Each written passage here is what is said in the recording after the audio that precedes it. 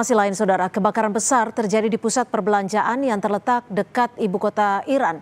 Teheran, televisi pemerintah Iran mencatat insiden ini telah menewaskan 8 orang dan melukai 36 lainnya.